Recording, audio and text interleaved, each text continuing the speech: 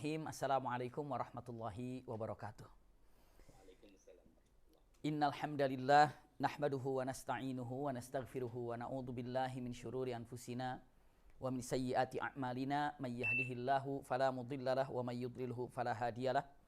Asyhadu an la ilaha illallah wahdahu la syarikalah taqriran bihi wa tauhidan wa asyhadu anna Muhammadan abduhu wa rasuluhu amma ba'du.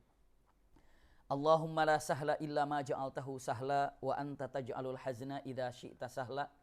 Allahumma inna nas'aluka hubbak wa hubba man ahabbak wa hubba amalin yuqarribuna ila hubbika bi rahmatika ya arhamar rahimin. Amin ya rabbal alamin. Alhamdulillahirabbil alamin. Mudah-mudahan seluruhnya sahabat-sahabat yang hadir melalui virtual ini, semoga seluruhnya selalu diberikan oleh Allah Subhanahu wa taala kenikmatan lahir dan batin. Semoga seperti ini Allah kumpulkan kita di dunia dengan memiliki rasa cinta kita kepada Allah dan Rasulnya. Seperti ini juga kelak Allah kumpulkan kita di surganya. Amin, amin, ya rabbal alamin.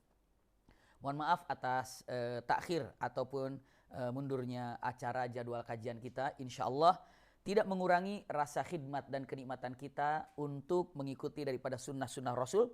Dan untuk bisa mengetahui sahabat-sahabat Rasulullah yang sangat mencintai Rasulullah. Dan pastinya pun Rasulullah sangat mencintainya. Hari ini kita akan bersama-sama mempelajari ya tentang Thalhah bin Ubaidillah. Siapa Thalhah bin Ubaidillah ini? Kalau dicek untuk mempercepat, mempersingkat untuk sosok yang namanya Thalhah Ubaidillah. Ini sebagai rangkumannya pertama dulu, baru nanti kita paparkan. Ya. Thalhah bin Ubaidillah pastinya adalah salah satu daripada Asyarul Mubasysyirin bil Jannah. Ini sudah jelas. Iya, karena kita sedang mempelajari Asyarul Mubasysyirin bil Jannah. Thalhah bin Ubaidillah adalah salah satu daripada Asyarul Mubasysyirin bil Jannah, 10 dari sahabat Rasul yang dijamin masuk surga yang dikabarkan oleh Allah untuk menjadi ahlul jannah. Itu adalah keutamaannya. Yang kedua, Thalhah bin Ubaidillah ini adalah termasuk 8 orang yang pertama kali masuk Islam. Jadi ini adalah Thalhah bin Ubaidillah. Jadi kalau dilihat, subhanallah, orang ke-8 yang masuk Islam di zaman itu adalah Thalhah bin Ubaidillah. Daripada orang-orang dewasanya, di luar daripada Siti Khadijah, di luar daripada yang namanya Sayyidina Ali, ataupun di luar daripada yang namanya Zaid bin Harithah, di luar daripada Siti Khadijah, Ummu Kulthum, lalu Zainab dan Ruqayyah, di luar itu. Kenapa? Ini yang kita lihat dari para pemudanya. Iya. Dan Thalhah bin Ubaidillah ini adalah orang ke-8 yang masuk Islam. Selanjutnya, Thalhah bin Ubaidillah ini adalah orang kelima yang masuk Islam atas ajakan Abu Bakar As-Siddiq. Ini adalah Thalhah bin Ubaidillah, orang yang kelima menjadi seorang yang mukmin atas ajakan Abu Bakar As-Siddiq. Lalu selanjutnya, Thalhah bin Ubaidillah ini adalah 6 orang yang dipilih oleh Umar ibn Khattab yang pernah kita bahas. Ya, Masya Allah. Senang sekali kita mempelajari Asyarul Mubasysyirin bil Jannah. Ketika saya sampaikan Thalhah bin Ubaidillah adalah orang termasuk 6 orang yang dipilih oleh Umar ibn Khattab untuk dijadikan siapa yang pantas untuk menjadi khalifah ataupun pengganti Umar bin Khattab setelah Umar bin Khattab wafat. Dari 6 orang ini ada yang namanya Thalhah bin Ubaidillah. Ini keutamaan. Dipilih oleh Umar bin Khattab sebagai ahli syura. 6 para sahabat yang menjadikan keutamaan sahabat yang dapat memilih siapa yang akan dicalonkan pengganti Umar bin Khattab. Di dalamnya Thalhah bin Ubaidillah. Iya. Selanjutnya, Thalhah bin Ubaidillah, ini keutamaan nomor 5-nya, imlaku min amaliqil Islam. Orang yang kaya, terpandang, dan banyak menyumbangkan harta di jalan Allah. Jadi kalau dicek, ternyata bukan hanya sekedar Abdurrahman bin Auf saja. Bukan hanya sekedar daripada Abu Bakar As-Siddiq saja. Bukan hanya daripada Utsman bin Affan saja. Bukan hanya Umar ibn Khattab saja. Ternyata para sahabat itu sangat luar biasa sekali. Kekayaan yang dimilikinya itu tidak sanggup untuk mengekang dirinya di dalam urusan dunia. Iya, mereka zuhud semuanya. Saya pernah sampaikan, tolong cek lagi dalam pelajaran Abdurrahman bin Auf, makna zuhud itu sesungguhnya seperti apa. Ya, zuhud yang sebenarnya bagaimana? Ini adalah pertemuan awal ketika kita mempelajari tentang masalah Abdurrahman bin Auf. Iya. Dan usikum wa iyaya nafsi bitaqwallah, dikatakan kalau yang namanya Thalhah bin Ubaidillah adalah orang yang benar-benar menyumbangkan kekayaannya di jalan Allah. Ini termasuk daripada seperti Utsman bin Affan, seperti Utsman bin Affan, Abu Bakar As-Siddiq, lalu Umar bin Khattab, Abdurrahman bin Auf, dan kemarin juga Sa'id bin Zaid, semuanya pernah disampaikan. Lalu selanjutnya di nomor 6 Thalhah bin Ubaidillah termasuk orang yang asja'un nas. Ini dia, ya. Thalhah bin Ubaidillah adalah orang yang termasuk pemberani ataupun boleh dibilang pahlawan dari pahlawan Islam. Ataupun kalau dikatakan yang paling berani di dalam pertempuran. Sekelas, sebanding dengan seperti Ali bin Abi Thalib ataupun Hamzah, Zubair bin Awam, Khalid bin Walid, Mus'ab bin Umair. Seperti itu bandingannya. Emang ini adalah kelas yang sangat luar biasa. Ya. Jadi kalau di dalam pertempuran ini adalah di garda terdepan. Dan nanti kita akan cek dan kita lihat tentang Thalhah bin Ubaidillah. Thalhah bin Ubaidillah sebelum saya sampaikan lahirnya seperti apa dan bagaimana, saya ingin sampaikan lebih awal dulu ya. Thalhah bin Ubaidillah subhanallah sejak kecilnya itu dilatih oleh orang tuanya bagaimana caranya menaiki kuda, berperang, menggunakan rumah, menggunakan pedang. Sehingga kalau dicek ya, Thalhah bin Ubaidillah ini adalah orang yang paling pandai menggunakan semua alat perang yang biasa digunakan dalam peperangan. Itu Thalhah bin Ubaidillah. Subhanallah. Jadi menguasai apa saja. Mau dikasih pedang, ayo. Kasih panah, ayo. Ya. Dikasih naik kuda, ayo. Jadi apapun masalahnya, ini Thalhah bin Ubaidillah sangat paham. Kalau misalnya tombak, bagaimana cara menggunakannya, lalu kemana arahnya, begitu paham.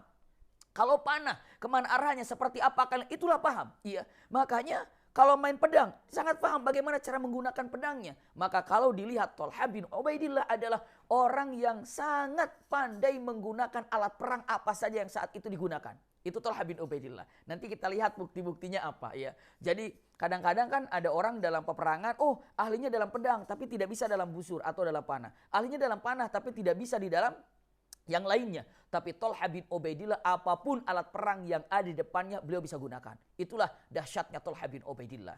Maka sejak kecil Thalhah bin Ubaidillah diajarkan oleh kedua orang tuanya keberanian, syuja', ya, tanpa pernah siapa yang harus ditakutinya.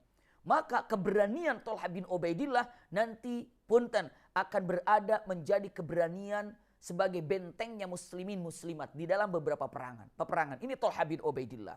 Bukan hanya sekedar itu. Ternyata Thalhah bin Ubaidillah bukan hanya dididik sebagai pemberani, sebagai pengolah berbagai macam alat perang, tapi beliau juga dididik oleh orang tuanya dzu khuluqun azim, memiliki akhlak yang mulia, kecerdasan yang luar biasa sejak kecilnya.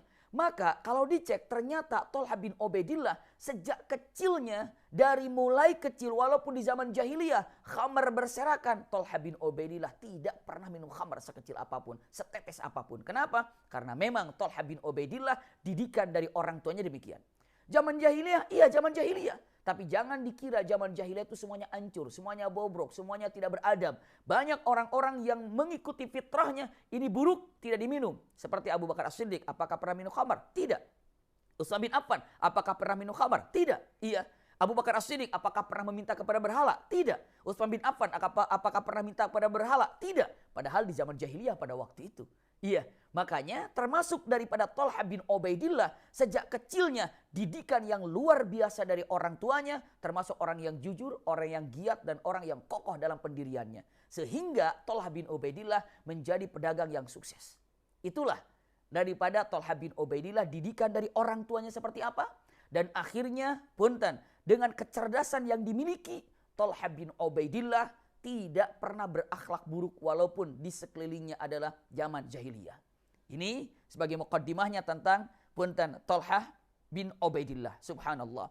Jadi singkatnya, Thalhah bin Ubaidillah ini hidup sejak kecil dididik dengan keberanian. Lalu dididik dengan akhlak yang mulia.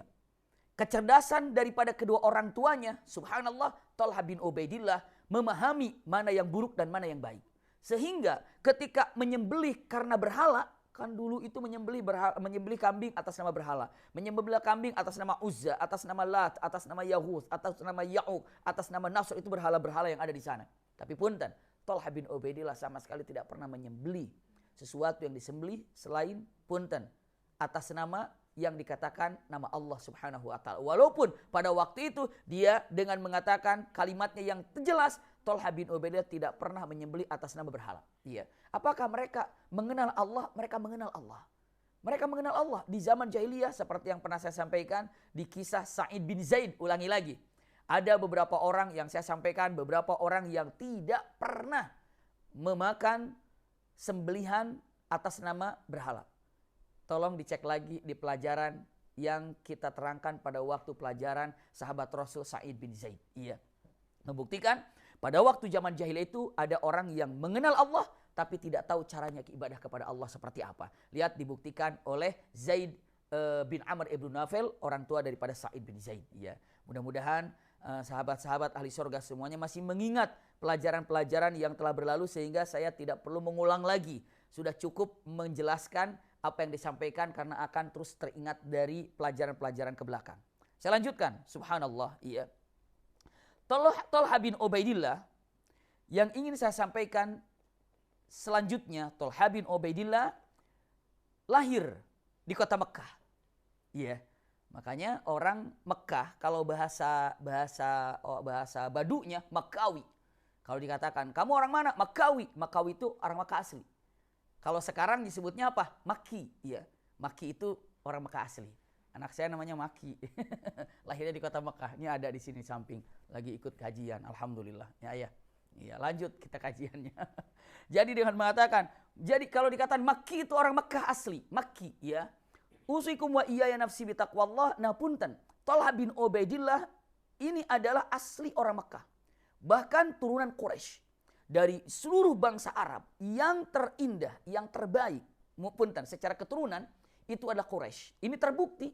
Asyarul mubasysyirina bil jannah. 10 sahabat Rasul yang masuk surga tanpa hisab. Yang dikabarkan oleh Allah subhanahu wa ta'ala melalui lisan Rasulullah. 10 sahabat yang masuk surga ini, punten semuanya adalah bangsa Quraisy.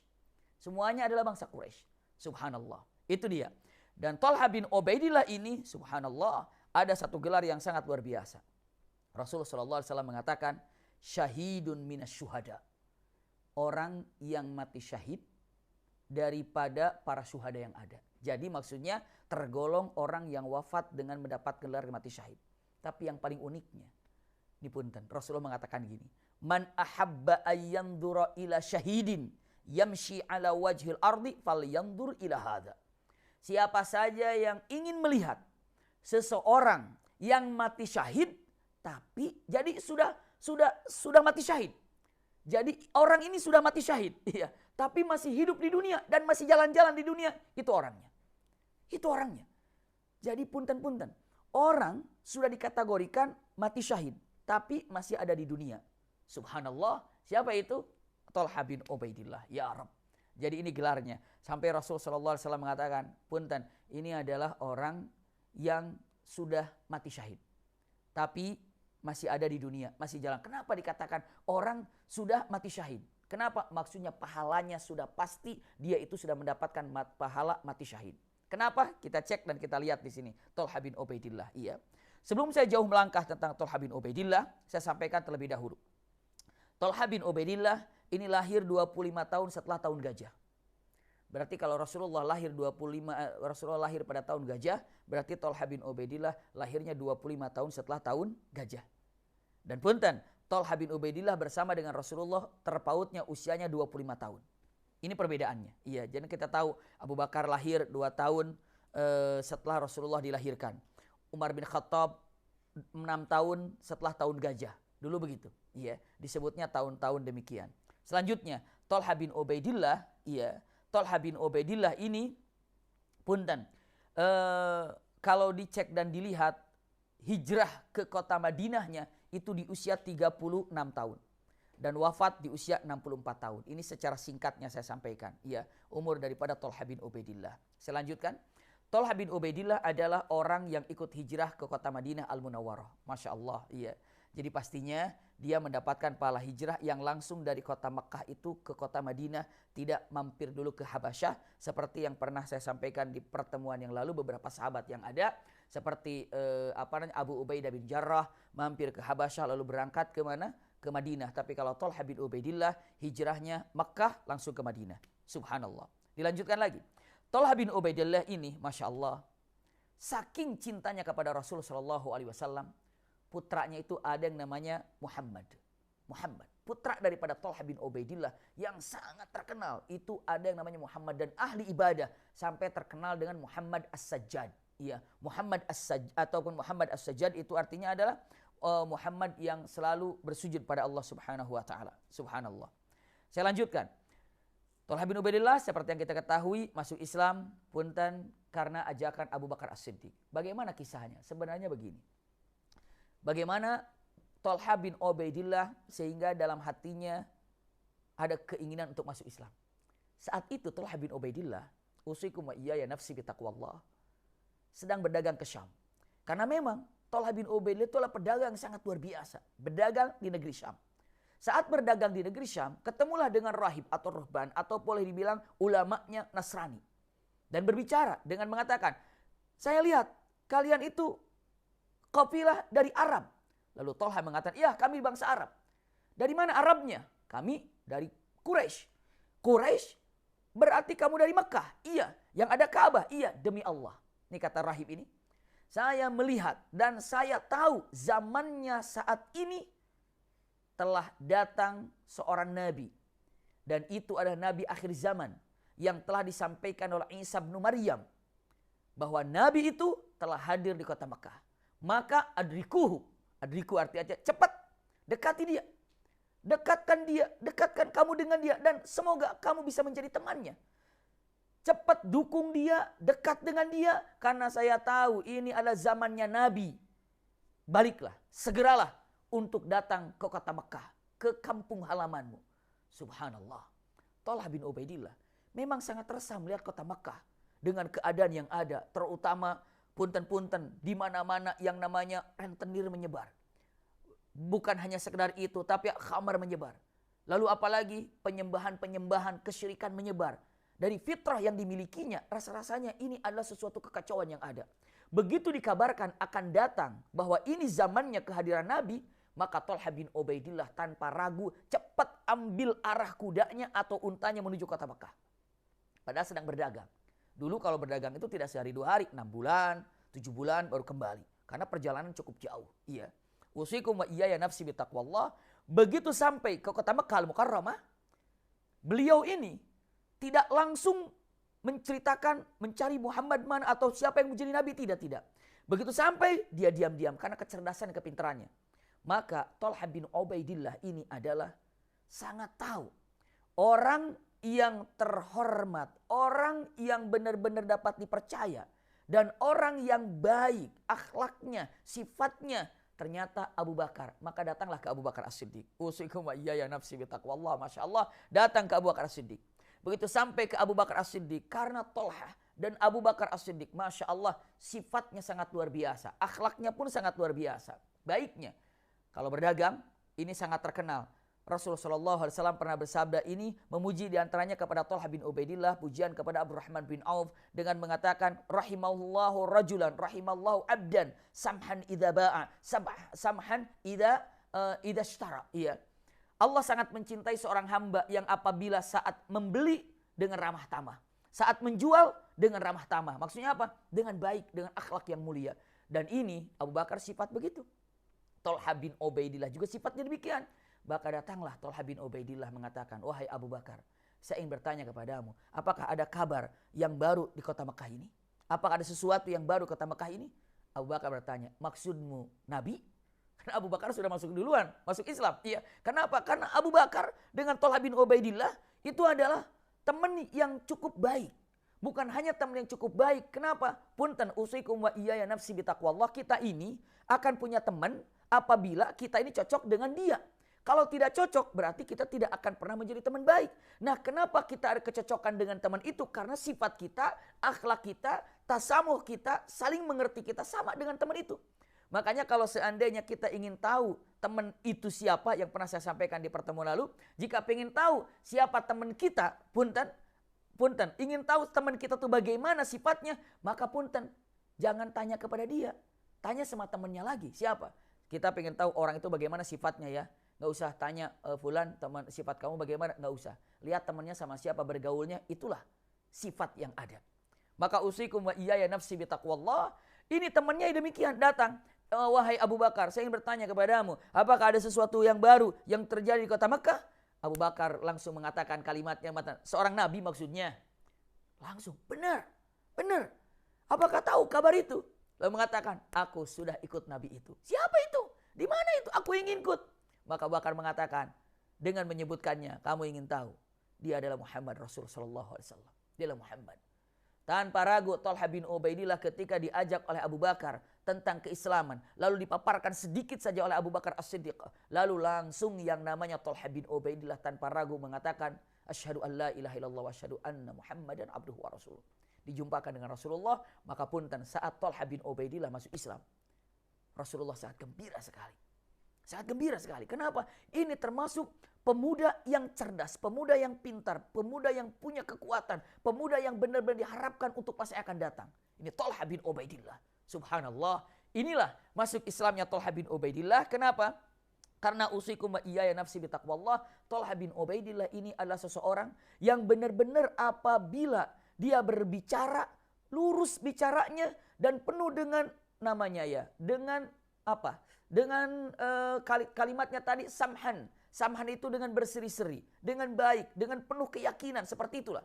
Jadi kalau yang namanya Thalhah bin Ubaidillah dalam perdagangan yang sangat terkenal, iya, beliau ini dengan fitrahnya, dengan hatinya, dia mengetahui ini feelingnya ini baik, ini kurang baik, segala macam. Dan cara untuk membedakannya, dan cara menasihati kepada siapapun di dalam lawan istilahnya apa, dengan orang yang berdagang lainnya, itu sangat indah sekali. Usikum wa iyaya nafsi bitaqwallah. Kenapa?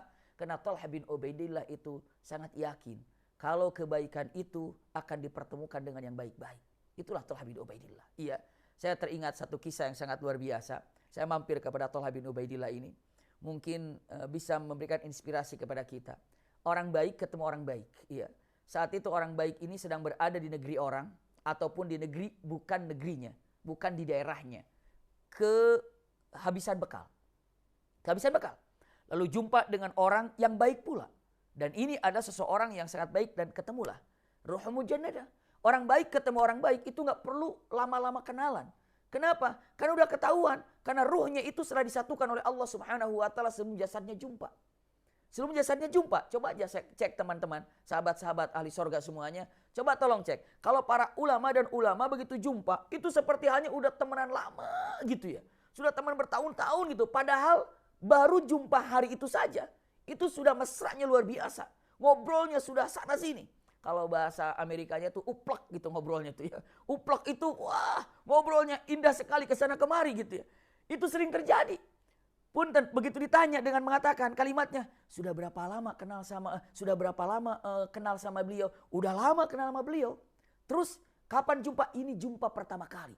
Tapi punten, pertanyaan yang sangat indah. Kalimatnya, kenapa begitu indah pembicaraannya walaupun baru pertama kali jumpa? Karena ruhnya telah bersatu sebelum jasadnya ketemu. Itulah kalimatnya. Maka punten, kalimat yang sangat indah yang ingin disampaikan di sini. Laki-laki ini dalam perjalanan kehilangan bekal, ketemu dengan seseorang, dan orang ini juga adalah orang soleh.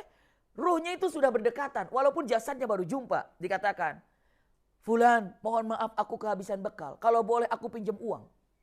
Berapa kamu perlu? Sekian. Lihat-lihat. Tapi demi ikut sunnah, kalau meminjam uang, ya, untuk dicatat. Tercatat. Kapan minjamnya, lalu kapan dibayarnya, dan ada saksinya. Dia mengatakan, oke, kalau gitu kita catat, tapi nggak ada saksinya. Saksinya siapa ya? Aduh, nggak ada nih, saksinya siapa ya? Lalu tanpa ragu, satu orang itu mengatakan, saksinya adalah Allah. Bagaimana kalau saksinya adalah Allah? Lalu sepakat, ya sudah saksinya adalah Allah. Subhanallah. Ya. Orang soleh dan orang soleh, yang satu pinjam uang, lalu bertanya siapa saksinya, dibilang saksinya adalah siapa? Allah. Masya Allah, saksinya adalah Allah. Masya Allah, luar biasa, saksinya adalah Allah.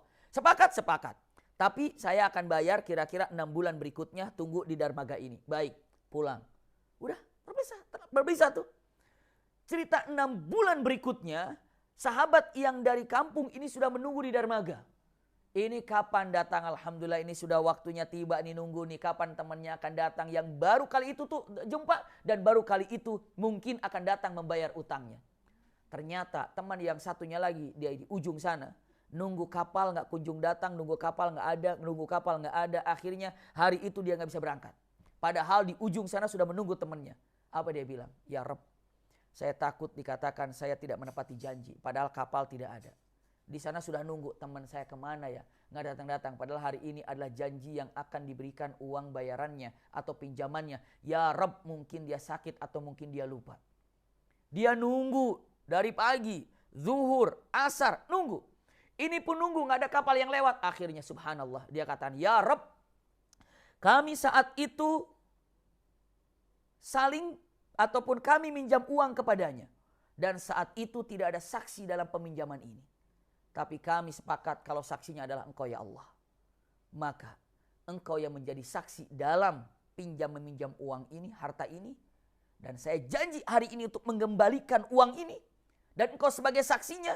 Tapi hari ini saya tidak dapat karena tidak ada kapal yang berangkat. Apa dia bilang? Ada bambu. Iya. Ada bambu di samping itu. Uangnya dimasukkan ke dalam bambu itu. Lalu ditutup rapat. Setelah itu dilemparkan ke laut dengan ya Allah. Engkau yang menjadi saksi saat kami menjadikan transaksi pinjam meminjam uang ini. Dan Engkau menjadi saksinya. Maka kami yakin Engkau menyaksikan. Dan kami yakin Engkau pun akan menyampaikan utangku ini. Dilemparkan ke laut. Subhanallah. Dilemparkan ke laut. Dilemparkan ke laut, terus mungkin si kayu itu terus ke tengah. Ditinggalkan. Bagaimana? Seorang ini siqah yakin pada Allah Subhanahu wa taala. Lalu yang di ujung sana nunggu, ya udah enggak adalah, udah pulang. Dalam keadaan mau pulang, dia bilang mengatakan daripada saya tangan kosong enggak dapat apa-apa, mendingan apa yang bisa diambil buat kayu bakar, ambillah. Ternyata dilihat mau pulang itu agak besar nih kayunya, ditunggu bawa, akhirnya dibawalah kayu bakar itu. Dibawa sampai ke rumahnya, begitu dibuka, subhanallah, ada uang. Dibungkus, lalu ada surat di sana. Dari sahabatmu fulan. Mohon maaf, kami tidak bisa mengantarkan karena tidak ada kapal yang lewat.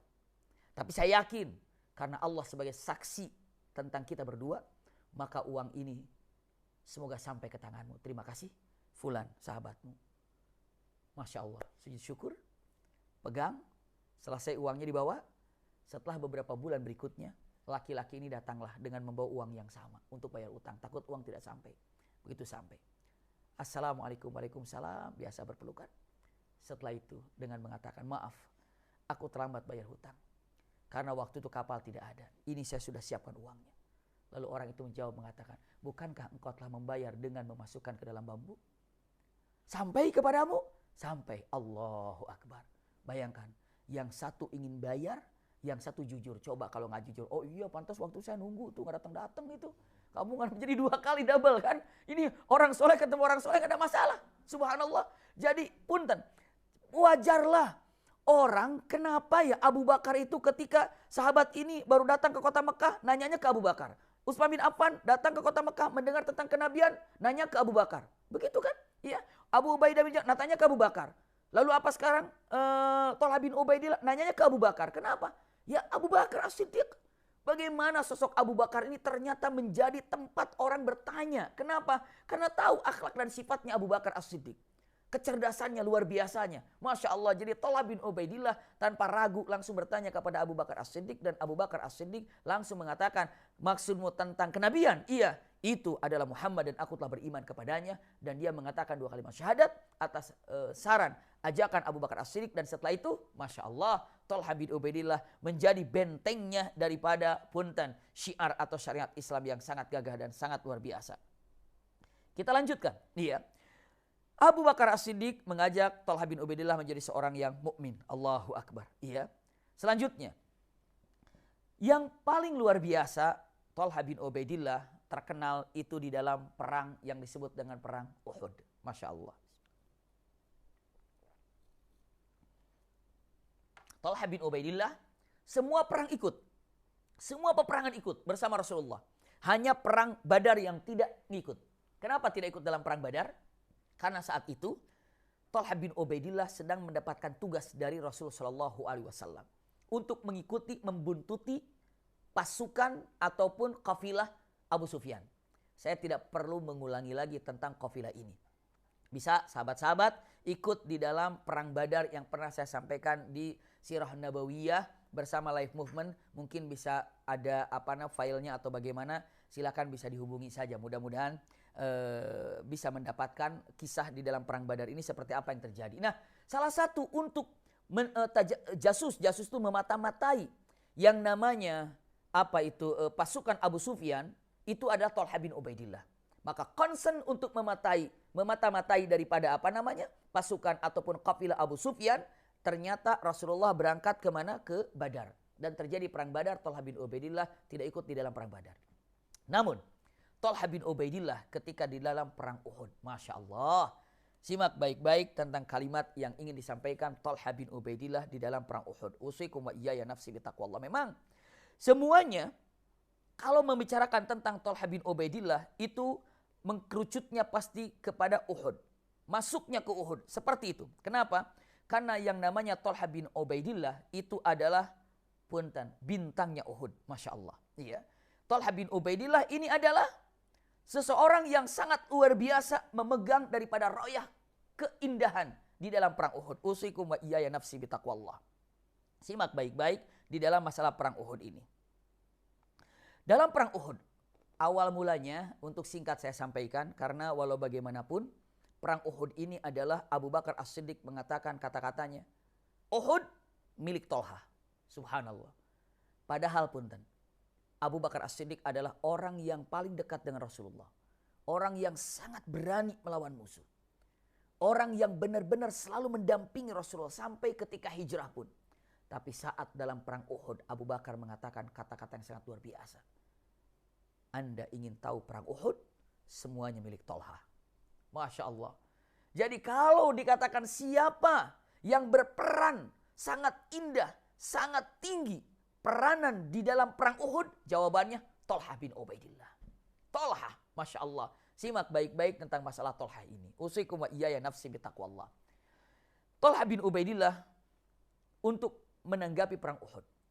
Seperti yang kita tahu, Rasulullah Shallallahu Alaihi Wasallam pertama kali untuk menghadapi orang-orang kafir setelah kekalahan di perang Badar, Rasulullah mengatakan kita bertahan di kota Madinah dan kita tidak keluar dari kota Madinah.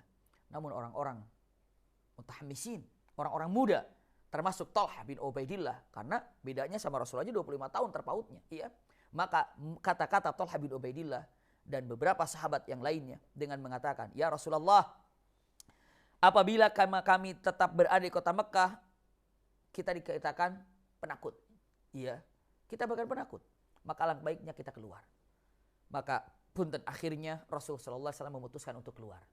Keluar dari kota Madinah menuju ke Uhud. Disingkat kisahnya. Iya. Padahal Rasulullah sudah memutuskan untuk di mana? Di kota Madinah. Tapi dipinta untuk keluar, maka keluarlah. Ya, Rasulullah. Itu menunjukkan Rasulullah itu adalah yang mengajak bermusyawarah dan menerima pendapat siapapun yang memberikan pendapat kepada Rasulullah. Tidak mentang-mentang seorang nabi ketika ada yang syarat enggak mau, tidak. Dan akhirnya berangkat Rasulullah dengan para sahabat. Singkat kisahnya, datanglah ke Uhud. Ini saya hanya sampaikan gambaran singkat, tidak sampai detail tentang masalah perang Uhud ini, karena kita akan melihat keindahan dan kegagahan Thalhah bin Ubaidillah. Usikum wa iyaya nafsi bitaqwallah. Rasulullah dengan tegas dengan mengatakan, ketika akan terjadi perang Uhud, bukankah Rasulullah menyimpan 50 para pemanah? 50 para pemanah ini untuk dijaga oleh siapa? Oleh Thalhah bin Ubaidillah, ataupun 50 para pemanah yang dijaga oleh Abdullah bin Zubair. 50 para pemanah. Ya. 50 para pemanah ini untuk menjaga bagian belakangnya daripada siapa? Menjaga daripada belakangnya Rasul sallallahu alaihi wasallam.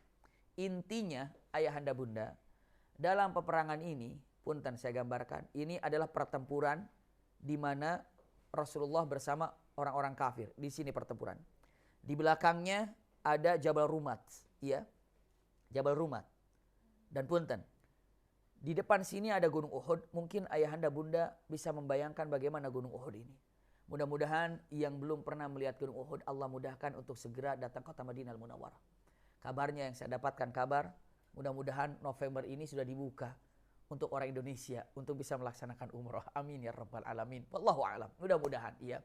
November, apakah November akhir, tapi insya Allah mudah-mudahan Januari sudah terbuka untuk bisa melaksanakan ibadah umrah. Ya amin ya rabbal alamin. Rindu, kangen ke kota Mekah dan Madinah.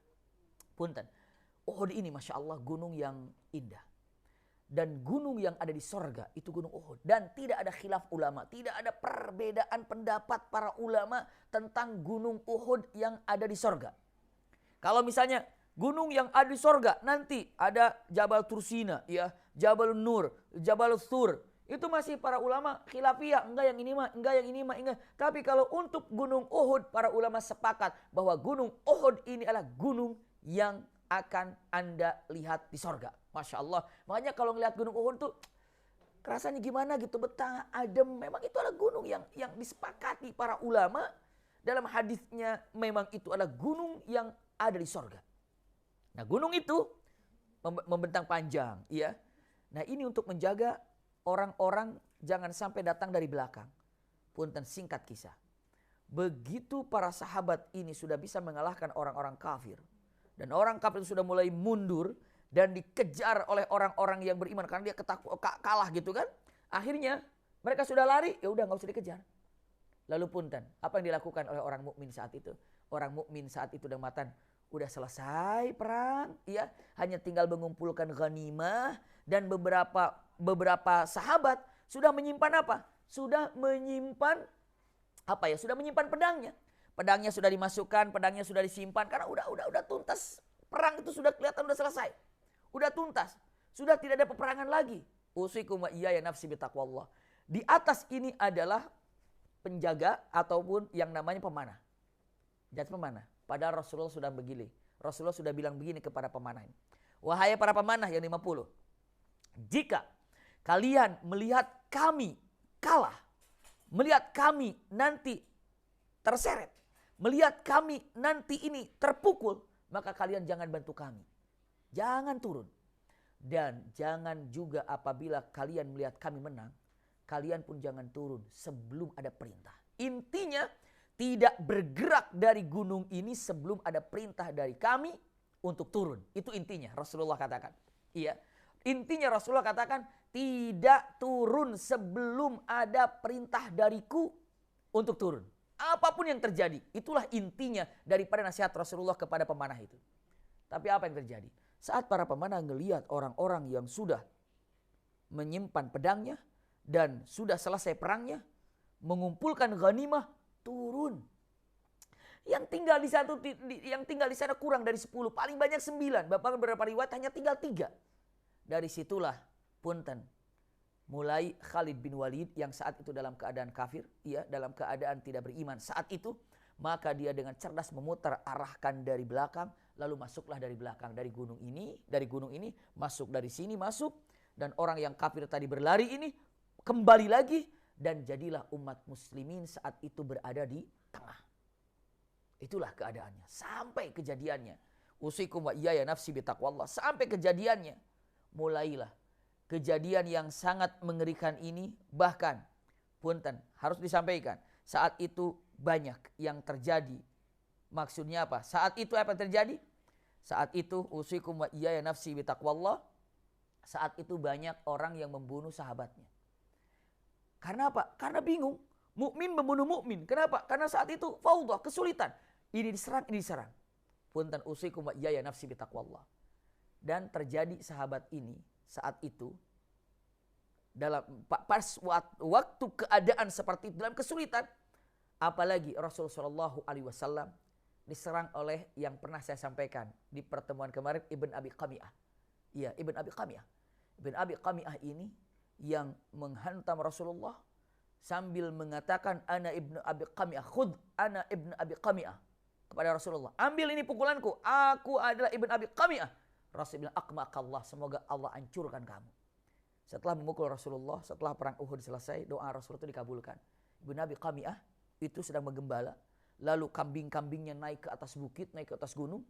Ibn Abi Qami'ah dengan mengatakan, atau kalimatnya kaget karena kambingnya pada naik ke gunung. Ibn Abi Qami'ah juga mengejar ke gunung tersebut. Ya kenapa ya? Kambing-kambing sayang ke gunung. Terus naik ke gunung, terus diikutin kambing-kambingnya sampai ke gunung. Begitu sudah di puncak gunung, ternyata kambing itu nyeruduk kepada Ibn Abi Qami'ah sampai jatuh ke bawah. Sampai jatuh ke bawah. Itulah punten doa Rasul SAW untuk Ibn Abi Qami'ah. Yang mungkin pertemuan kemarin saya tidak sampaikan bagaimana jatuhnya ataupun hancurnya Ibn Abi Qami'ah. atas doa Rasulullah SAW yang menghantam Rasulullah di perang Uhud. Itu Ibn Abi Qami'ah. Rasulullah katakan dengan ucapannya. Apa kata Rasulullah? Akma'akallah. Iya. Sampai yang namanya rantainya masuk di bagian wajah Rasulullah SAW yang sampai diambil oleh siapa? Abu Ubaidah bin Jarrah. Sampai ompong giginya Abu Ubaidah bin Jarrah ini. Punten. Tapi begitu ompong justru menjadi semakin ganteng, semakin gagah. Itulah dahsyatnya dan indahnya. Biasanya kalau kita mau ompong, udah luar biasa. Jadi jelek kelihatannya. Iya, jadi pongah kalau orang Betawi bilang. Ompong di tengah katanya. Tapi yang jelas, ini yang terjadi. Usikum wa iyaya nafsi bitaqwallah. Abu Ubaidah bin Jarrah malah menjadi laki-laki yang lebih ganteng, lebih gagah lagi ketika giginya lepas yang di bagian tengah. Usikum wa iyaya nafsi bitaqwallah. Nah, lihat perjuangan yang namanya Thalhah bin Ubaidillah. Simak baik-baik. Iya. Ini adalah peperangan yang sangat terkenal untuk Thalhah bin Ubaidillah. Karena setelah ini Rasulullah SAW dan Thalhah bin Ubaidillah sangat terkenal dengan sesuatu ketika orang melihat dirinya langsung ke Uhud, langsung ke Uhud. Simak baik-baik. Begitu Rasulullah SAW dalam keadaan kesulitan, Ibn Abi Qami'ah melihat Rasulullah dan dipukulnya dan berdarahnya Rasulullah dan sudah terpukul masuk juga ke dalam lubang. Iya. Saat masuk ke dalam lubang yang disiapkan, ada yang bilang itu orang munafik, iya. Masuk ke dalam lubang Rasulullah SAW ini dan Ibn Abi Qami'ah memukul Rasulullah. Memang berdarah Rasulullah SAW, dari giginya pun berdarah karena gerahamnya lepas. Bahkan di bagian kepala juga berdarah, berlumuran darah. Wajah Rasulullah itu semua darah. Iya. Maka saat itu Ibn Abi Qami'ah dengan tegas, dengan gembiranya, dengan yakinnya mengatakan, Qataltu Muhammada, Qataltu Muhammada. Aku telah membunuh Muhammad, Muhammad telah mati, aku telah membunuh Muhammad. Maka saat kabar menggelegar dengan ucapan Muhammad telah terbunuh, orang-orang mukminin saat itu lemes. Aduh, Muhammad sudah wafat. Apalagi kalau Muhammad sudah meninggal, gimana lagi? Maka punten. Namun usikum wa iyaya nafsi bitaqwallah. Bangkitnya para sahabat dengan kata-kata yang luar biasa mengatakan, kalau memang Rasulullah sudah wafat, maka mari kita wafat bersama dengan Rasulullah. Sambil membacakan ayat Mus'ab bin Umair ini sangat terkenal. Wa ma Muhammadun illa rasul qad khalat min qablihi rusul afa imata au qutilan qalabtum ala aqabikum, dan selanjutnya. Iya, ini adalah perkataan Mus'ab bin Umair yang sekarang menjadi ayat suci Al-Qur'anul Karim, karena ini adalah mengajak para sahabat untuk kembali bangkit setelah Ibn Abi Qami'ah berteriak dengan ucapan Muhammad telah terbunuh. Ternyata Rasulullah SAW masuk di dalam sebuah lubang. Di dalam usikum wa iyaya nafsi bitaqwallah. Saat itu para sahabat sudah tidak bisa berbuat apa-apa lagi. Maka disitulah orang-orang kafir. Punten. Saat itulah orang-orang kafir dengan leluasanya menghancurkan sahabat ataupun membunuh sahabat. Dan saat itu Rasulullah SAW tahu kalau sesungguhnya usikum wa iyaya nafsi bitaqwallah. Rasulullah tahu kalau saat itu yang dicari itu adalah dirinya. Daripada para sahabat yang dikejar, daripada para sahabat yang dihancurkan, daripada para sahabat, istilahnya apa? Yang dikejar, maka Rasulullah dalam keadaan berlumuran darah mencoba berteriak di dalam lubang itu dengan ucapannya mengatakan, Ayuhan nas, kalimatnya, Ana Muhammad Rasulullah, teriak Rasulullah. Teriakan itu untuk memancing orang-orang kafir Quraisy agar tidak menghancurkan orang-orang yang mukmin atau para sahabat. Agar semua orang-orang kafir Quraisy ini tertuju kepada suara Rasulullah dan akan menyerang kepada Rasulullah SAW. Itulah keberanian yang dimiliki Rasulullah SAW. Dan plus untuk membuktikan rasa cinta Rasulullah kepada siapa? Para sahabat. Padahal Rasulullah dalam keadaan sudah tidak berdaya. Maksudnya apa? Darah sudah berlumuran. Iya. Bahkan gigi gerahamnya sudah lepas. Bahkan punten ada beberapa besi yang masuk di dalam wajahnya. Tapi begitu mendengar para sahabat dalam keadaan kesulitan, Rasulullah mengatakan, Ilayya ibadallah, ana Muhammad Rasulullah. Kata-kata yang sangat indah dengan mengatakan, hai hamba-hamba Allah, aku di sini. Maksudnya kepada para sahabat. Ana Muhammad Rasulullah. Mengatakan kepada orang-orang kafir. Seakan-akan mengatakan, nih aku Muhammad di sini. Biarkan sahabat-sahabatku. Biarkan sahabat-sahabatku. Maka ada beberapa sahabat yang berlari ke kota Madinah. Berlari ke kota Madinah. Iya. Dan ada beberapa sahabat begitu mendengar ilayya ibadallah, langsung mendengar Rasulullah ada di situ, loncat ke sana, berangkat ke sana. Yang pertama kali datang ke sana adalah Talha bin Ubaidillah. Subhanallah. Dan ada 4 orang Ansor merapat di sana. Talha bin Ubaidillah di sana, dan 4 orang Ansor ada di sana. Dan Talha bin Ubaidillah melihat Rasulullah, subhanallah, berada di sana. Ya Rab, Talha bin Ubaidillah, ya Rab, loncat ke sana. Lalu apa yang dilakukan Talha bin Ubaidillah? Orang kafir itu begitu datang, bergerombol untuk menyerang Rasulullah di dalam lubang tersebut. Ataupun di dalam, boleh dibilang, punten, lubang yang ada di sana. Iya. Maka apa yang dilakukan? Panah hanya tinggal dilemparkan. Tombak hanya tinggal dilemparkan. Semua hanya tinggal dilemparkan. Ditujukan ke sana. Punten. Di situ ada orang Ansor. Rasulullah dalam keadaan berdarah, mata pun sudah tidak bisa melihat karena darah berlumuran terus datang. Maka orang-orang kafir itu datang. Lalu, punten, kata Rasul SAW dengan mengatakan, siapa yang akan menyelesaikan orang-orang ini? Talha mengatakan, saya ya Rasulullah. Kata Rasul, tunggu Talha. 1 orang dulu, orang Ansor, datang ke sana. Kata orang Ansor, saya Rasulullah, berangkat, beberapa saat, wafat. Siapa lagi akan menghadangnya? Karena itu betapa deras orang kafir menyerang Rasulullah SAW. Saya, kata kata Talha bin Ubaidillah, kata Rasulullah, jangan, yang lain. Ansor, maju, wafat lagi. Siapa lagi? Ansor maju, wafat lagi. Sampai 4 Ansor wafat. 4 Ansor wafat. Terakhirnya Talha bin Ubaidillah. Di dalam lubang itu. Di dalam tempat itu. Maka usikum wa iyaya nafsi bitaqwallah. Yang terjadi, siapa yang akan menghadapi mereka? Kata Talha bin Ubaidillah, tidak lagi kecuali saya Rasulullah. Maka saat itu, punten, Talha bin Ubaidillah maju ke depan. Padahal, punten, sebelum Talha bin Ubaidillah maju ke depan, Rasulullah berada di sana. Berada di dalam lubang tersebut. Talha bin Ubaidillah ada di sana. Sambil membawa, menghalangi Rasulullah SAW, ada tombak di tepisnya. Dan itulah saya sampaikan. Talha bin Ubaidillah adalah orang yang sangat tahu bagaimana cara menggunakan apapun alat perang yang ada.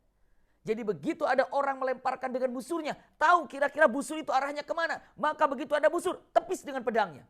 Ada tombak, tepis dengan pedangnya. Ada pedang, tepis dengan pedangnya. Apapun bisa ditepis oleh Talha bin Ubaidillah. Tapi punten, karena kebanyakan yang menyerang, usikum wa iyaya nafsi bitaqwallah, tidak ada satu alat perang pun yang tidak dirasakan oleh tubuhnya Talha. Panah masuk ke tubuhnya Talha. Tombak masuk ke tubuhnya Talha. Pedang masuk ke tubuhnya Talha. Subhanallah. Itu sebelum Talha maju. Kenapa? Karena Ansor satu-satu untuk maju menghadapinya. Tapi semua alat perang masuk. Sampai Talha bin Ubaidillah terkena beberapa sabitan atau pedang ke sini di bagian kepalanya. Ya, lepas daripada kulit kepalanya. Ini Talha. Sampai tidak bisa tumbuh lagi rambutnya. Kenapa? Karena terkelupas. Talha bin Ubaidillah. Bukan hanya sekedar itu.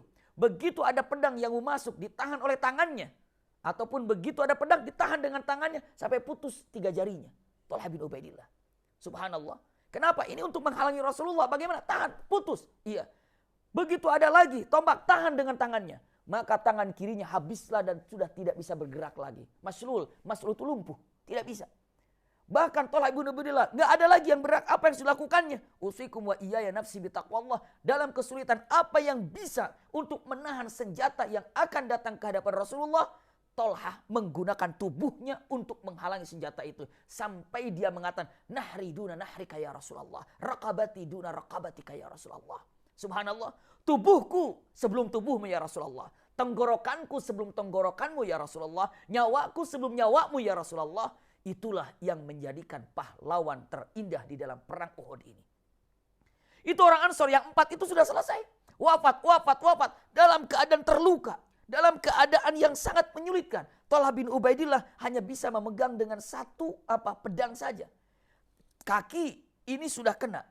Bahkan jalannya sudah mulai pincang. Kenapa? Karena urkena satu di sini itu apa ya? Urat besar yang ada di bagian kakinya sudah terkena sambitan. Jadi kakinya pun harus sudah jalannya sudah pincang. Begitu Rasulullah katakan, siapa yang menghadapinya lagi? Dalam keadaan ini sudah maslul. Ini sudah banyak darah. Ini dia mengatakan, tinggal saya Rasulullah. Rasulullah bagaimana mengizinkan seperti ini dalam keadaan demikian? Tidak diizinkan, maksa. Maka dia keluar. Punten. laki-laki yang sangat terlatih dengan jagonya dan luar biasanya. Dalam keadaan tangan seperti apa? Luka di kepala bagaimana? Bagaimana dalam tubuh, sampai dalam riwayat mengatakan di saat Tolhah maju menghadapi orang saat itu, lukanya lebih daripada 24 luka. Tombak iya, pedang iya, subhanallah. Apalagi busur iya, dan naik dan masih sanggup bisa mengalahkan 11 orang kafir. Subhanallah, ini bukan film. Yakin dalam keadaan seperti itu masih bisa membanting-bantingkan pedangnya dengan lihai dan kekuatan dan sangat indah. 11 orang kafir bisa ditumbangkan dengan kekuatannya. Simpan baik-baik. Dalam keadaan seperti itu Tolhah bin Ubaidillah, Abu Bakar datang, Abu Dujanah datang, Umar bin Khattab datang.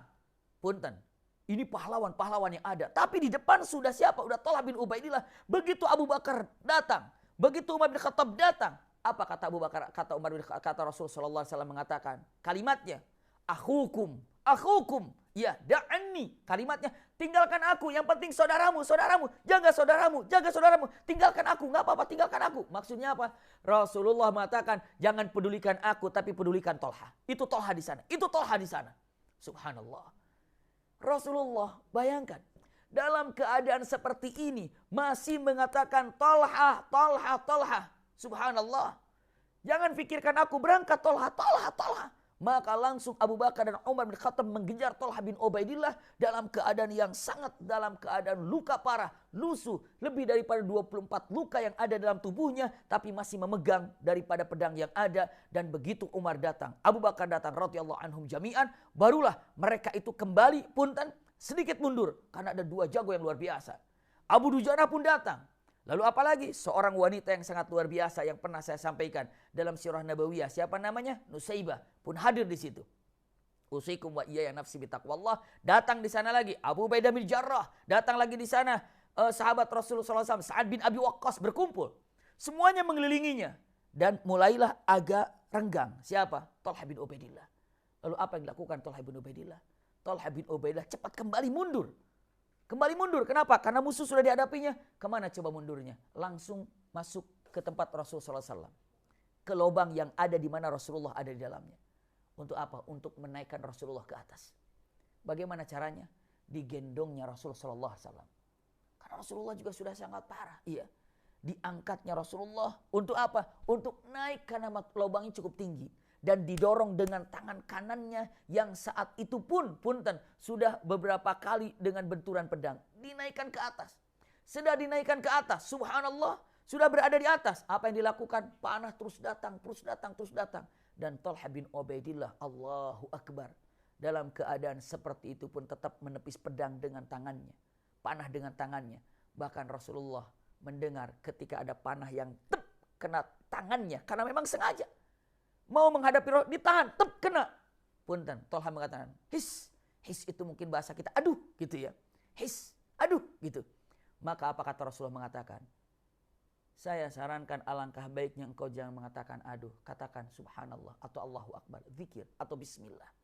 Ketika engkau mengatakan kata-kata bismillah, maka Allah akan jauh lebih ridha lagi. Dan Allah, bahasa itu akan sampai ke langit. Dan malaikat akan mendengar dan menyaksikannya. Dan bumi pun akan menyaksikannya. Maka disitulah setiap ada yang sakit dari diri Tolhah selalu menyebut nama Allah. Selalu menyebut nama Allah. Iya. Maka saat itu Tolhah membawa siapa? Membawa Rasulullah di tempat yang aman. Dinaikkan ke atas, dinaikkan ke atas, dinaikkan ke atas. Disitulah Rasulullah pada naik ke atas. Dan disitulah para sahabat naik ke atas. Dan disitulah peranan Sa'ad bin Abi Waqqas yang pernah saya sampaikan dengan panah yang ada. Lalu Tolhah terus mendampingi Rasulullah sampai ke tempat aman. Abu Bakar pun terus mendampingi dan Umar bin Khattab sampai ke tempat aman. Disitulah punten para pahlawan naik di atas. Inilah terjadi pada waktu perang Uhud. Subhanallah. Iya. Jadi kalau dibilang dengan mengatakan usikum wa iyaya nafsi bitaqwallah, itulah perang Uhud. Itulah perang Uhud. Dan saya harus perlu disampaikan. Begitu selesai perang Uhud, kan sahabat ini terbagi 3. 1, ada sahabat yang naik ke Gunung Uhud bersama Rasulullah. 2, ada sahabat wafat di medan perang, 70 sahabat yang wafat, termasuk Hamzah. Dan sebagian lagi, paling banyak yang datang lari ke kota Madinah. Lari, pergi ke kota Madinah. Punten, selesai perang Uhud. Rasulullah pulang ke kota Madinah. Apakah Rasulullah marah-marah kepada orang yang lari dari kota Madinah? Apakah Rasulullah memberikan iqab kepadanya? Apakah Rasulullah mengatakan, kalian di medan perang lari, aku babak belur misalnya? Tidak. Kalian malah lari pergi ke sana kemari. Aku dalam kesulitan, aku udah panggil kalian, ilayya ibadallah, ilayya ibadallah, tapi kalian tidak menggubris. Kenapa? Kamu tidak lagi cinta sama Rasul? Tidak, Rasul tidak begitu. Tidak marah-marah kepada siapa nanti. Rasulullah hanya mengatakan, bagaimana kabar kalian? Kalian sehat semuanya dalam perang. Bagaimana situasi kalian? Masya Allah, Rasulullah tetap dalam keadaan seperti itu. Begitu pulang ke kota Madinah, penuh dengan cinta kepada sahabat. Sama sekali tidak istilahnya marah-marah ataupun bentak-bentak para. Tidak, itulah indahnya dan cintanya Rasulullah kepada para sahabat. Dan Allah pun sudah memaafkannya. Ingat ya, salah satu daripada bencana itu datang, Rasulullah mengatakan, apabila ada 15 terjadi di antara umatku, maka bencana itu akan datang dari arah kiri kanan. Hujan jadi bencana, angin jadi bencana, makanan jadi bencana. Apabila umatku ini telah terjadi melaksanakan 15 perkara. Saya tidak menyampaikan 15 perkaranya. Tapi satu di antaranya adalah apabila ada satu kaum akhir zaman ini telah berani menghina para sahabat. Telah berani menghina orang yang paling baik. Iya, orang paling baik siapa? Ya para sahabat.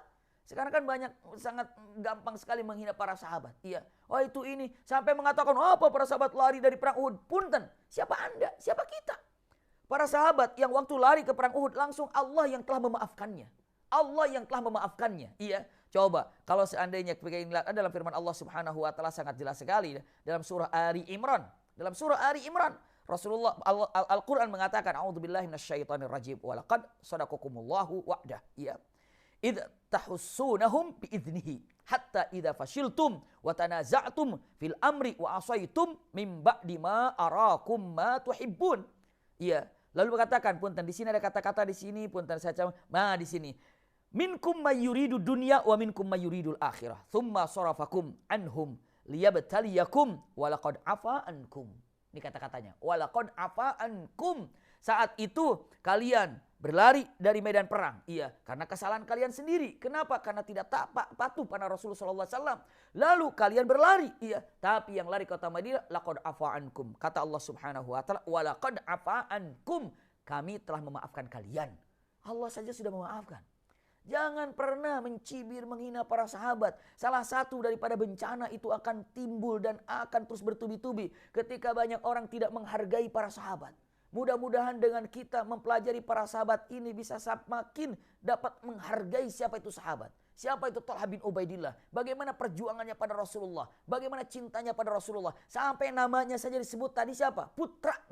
Putranya dikasih nama Muhammad. Saking cintanya pada Rasulullah SAW. Ini dia. Iya. Makanya kalau dibilang dengan mengatakan bagaimana Rasulullah menghadapi orang-orang yang lari. Tidak marah. Kenapa? Jangan begitu. Ada satu kisah. Iya. Kisah yang sangat unik, indah sekali. Kisah ini usikum wa iyaya nafsi bitaqwallah. Rasulullah ini pernah dibohongi oleh seorang pemuda dan Rasulullah tidak marah. Saya senang menyampaikan kisah ini. Izinkan saya menyampaikan kisah ini sebelum penutup tentang masalah wafatnya Thalhah bin Ubaidillah ini. Iya. Saya sampaikan, ini bagaimana Rasulullah kepada pemuda yang membohonginya saja tidak marah. Jadi satu waktu yang namanya sahabat-sahabat, ya tapi belum manusia biasa, bisa saja kepleset melakukan maksiat, bisa saja. Namanya sahabat ini Khalad ibnu Jubair. Khalad ibnu Jubair ini adalah seorang pemuda, mungkin usianya sekitar 20 tahunan, masih muda lah. Satu waktu berada dalam perjalanan untuk berdagang. Jadi kalau kafilah itu laki-laki di depan, perempuan di belakang. Terus jalan gini, selesai berdagang, pulang menuju kota Madinah. Rasulullah juga berdagang. Nabi pun tetap berdagang, mencari nafkah. Ya. Jalan dan di sini ada yang namanya kafilah wanita. Terus kafilah di sini para akhwat, itu laki-laki di sini. Sampai dalam satu tempat istirahat malam itu, bikinlah tenda laki-laki, tenda perempuan. Kumpul di sana, laki-laki dan perempuan kumpul. Maksudnya dalam satu lokasi tapi beda. Ini tenda perempuan di satu lokasi, laki-laki satu lokasi. Ya, beda. Tidak dalam satu tenda, tapi dalam satu beda lokasi. Lokasi tenda perempuan, ini lokasi tenda laki-laki. Khalad ini langsung riwayatnya dari Khalad. Saya keluar karena ingin cari air. Begitu saya lewat cari air, saya melihat para ummah atau para akhwat ini sedang berkumpul dengan api unggunnya ataupun lagi kumpul-kumpul. Entah setan apa gitu yang datang, kata Khalad ini datang kepada pikiranku. Tiba-tiba saya ingin kumpul dengan para wanita itu. Maka apa yang dia lakukan? Dia masuk ke tendanya dia, terus pakai gunakan baju yang cukup panjang, seakan-akan itu adalah pakaian wanita dan itu seperti wanita. Maka dia coba mengendap-endap kepada kerumunan para wanita itu. Begitu mau masuk ke tempat para wanita itu, Rasulullah melihatnya. Rasulullah teriak, ya Khalad, Khalad mau kemana? Kaget Khalad ini, kenapa? Karena diperogoki oleh Rasulullah saat dia mau masuk ke perbatasan tempat perempuan itu. Karena ditanya oleh Rasulullah, dia kaget dan dia ini panik. Sambil menjawab, sambil melihat, aduh ya Rasulullah, ini unta saya kabur. Itu bohong tuh. Unta saya kabur. Nah terus kenapa kamu ke situ? Dia justru saya itu lagi nyari tambang. Jadi panik biar untuk ikat unta saya. Rasulullah tidak jawab, tidak jawab kamu bohong enggak. Rasulullah cuma, kenapa kamu ke sana? Iya saya lagi nyari ini tambang buat ngikat unta. Lengos pergi Rasulullah. Khalad kaget.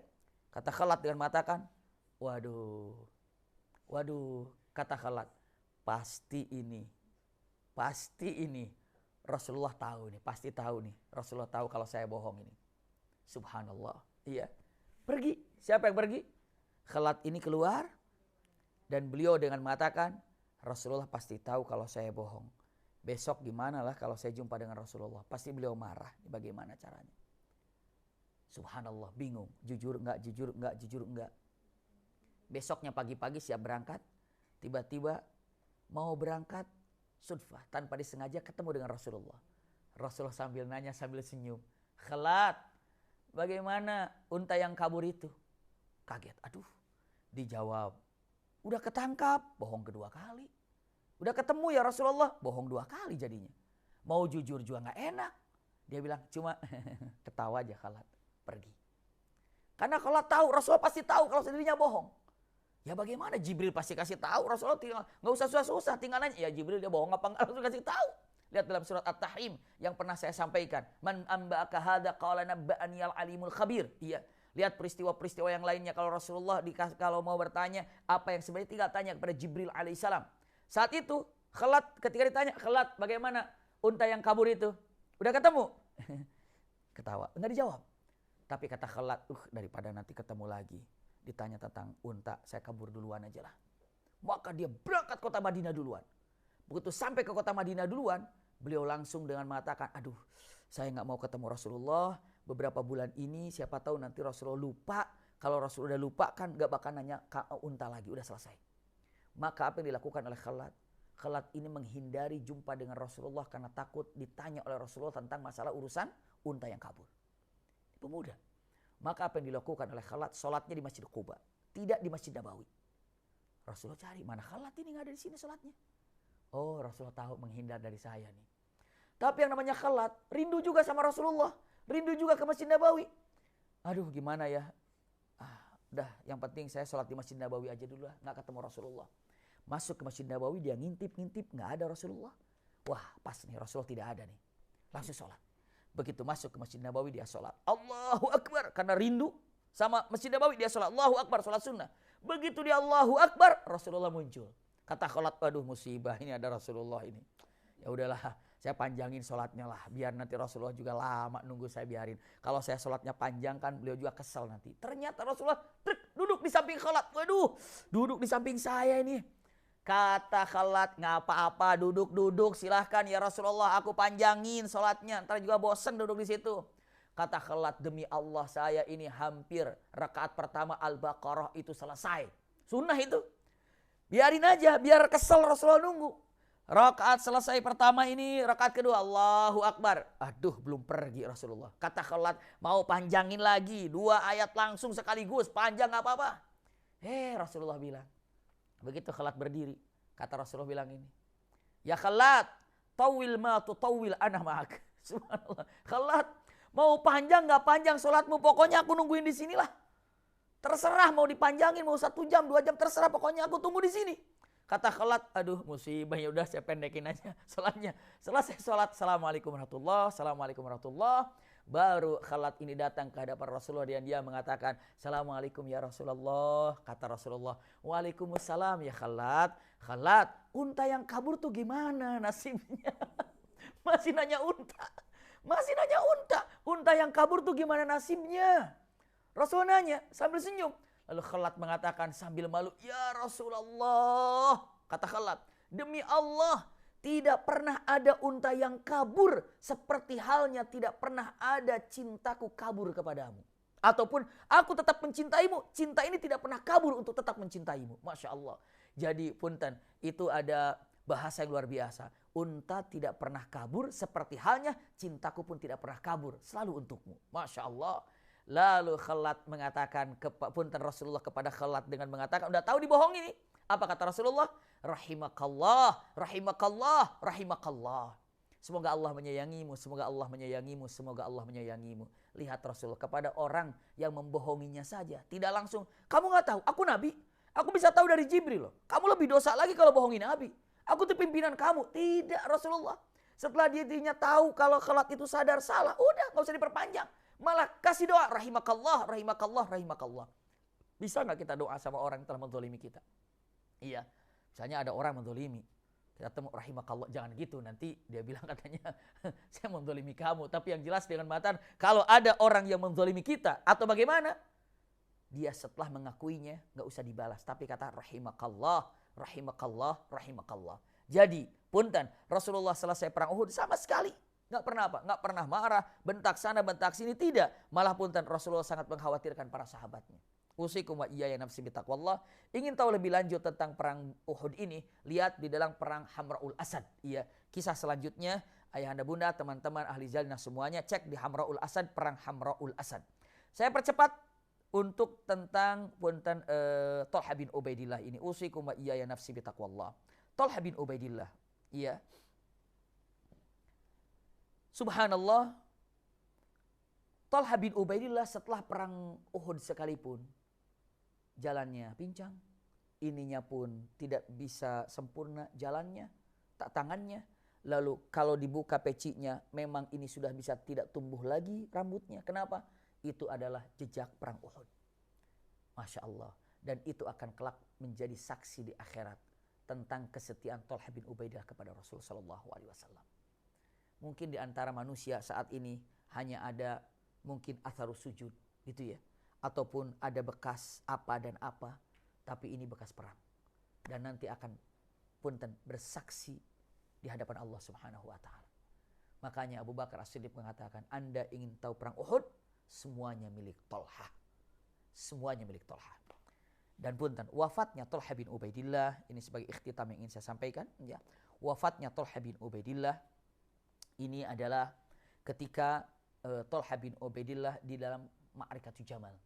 Saya pernah sampaikan dalam Sirah Nabawiyah, yang wafat dalam Ma'rikah Jamal ini Thalhah bin Ubaidillah dan Zubair ibn Awam. Dan Thalhah bin Ubaidillah bersama dengan Zubair ibn Awam tidak ikut berperang. Sekali lagi, tidak ikut berperang. Dan mereka melepaskan diri terhadap pertemuan fitnah yang dilakukan oleh orang-orang pembenci syariat Islam. Maka Thalhah bin Ubaidillah keluar dari peperangan itu. Kalau Zubair bin Awam, Ibnu Zurmuj yang menghancurkannya, Thalhah bin Ubaidillah tiba-tiba ada panah yang menusuk ke dalam tubuhnya sehingga wafat. Yang kita tidak mengenal siapa yang telah melemparkan panah itu. Walaupun ada beberapa riwayat yang telah melemparkan yaitu Marwan ibn Hakam. Tapi wallahu a'lam. Iya. Namun usikum wa iyaya nafsi bitaqwallah. Thalhah ini begitu wafatnya lalu dipegang oleh Ali bin Abi Thalib. Di wajahnya dibersihkan. Subhanallah, dari darahnya dan dari debu yang berada dalam wajahnya. Subhanallah. Dan punten Thalhah bin Ubaidillah, usikum wa iyaya nafsi bitaqwallah. Punten, Rasulullah pernah mengatakan, dan Sayyidina Ali pun mengatakan, man arada ayyanzura ila syahid min ahlil jannah yamshi ala wajhil ardi fanduru ila Thalhah bin Ubaidillah.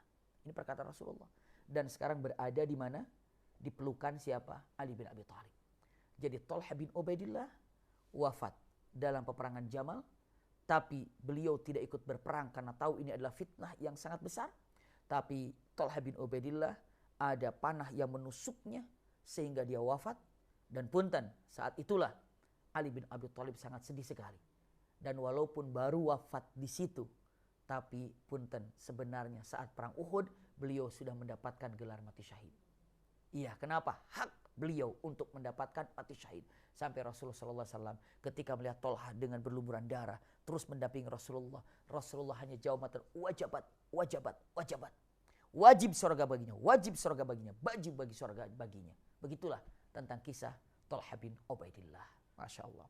Mudah-mudahan ayahanda bunda, teman-teman yang berbahagia, sahabat-sahabat Life Movement dimanapun berada, semoga bisa mengambil hikmah daripada kisah Tolha bin Ubaidillah ini.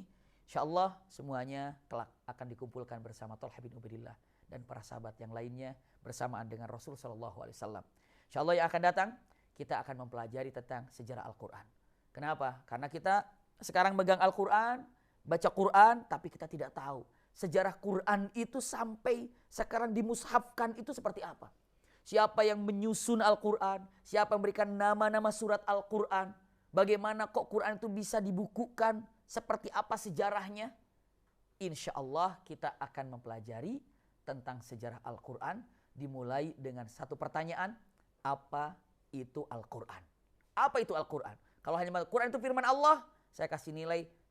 Kalau misalnya apa itu Quran? Quran itu adalah firman Allah. Kalau hanya jawab mengatakan Quran itu firman Allah, saya kasih nilai 1 dari 100. Iya. Kalau mengatakan Quran Allah yang turun kepada Rasulullah, saya kasih nilai 2 dari 100. Bagaimana jawaban sebenarnya kalau ditanya apa itu Al-Quran? Insya Allah yang akan datang kesempatan kita untuk berjumpa, mengetahui tentang makna Quran dan sejarah Al-Quran sampai ada di tengah-tengah kita. Karena perjuangan yang sangat dahsyat para sahabat menjadikan Quran sampai Quran ini berada di hadapan kita. Lucu sebagai mukminin mukminat, tapi begitu ditanya sejarah Quran, kita ngeblank, nggak ngerti, nggak paham dan seperti apa. Insya Allah yang akan datang kita akan bahas tentang sejarah Al-Quran. Jazakumullah khair. Ala husni istimaikum, lakum minni al-hubbu wa du'a. Wassalamualaikum warahmatullahi wabarakatuh.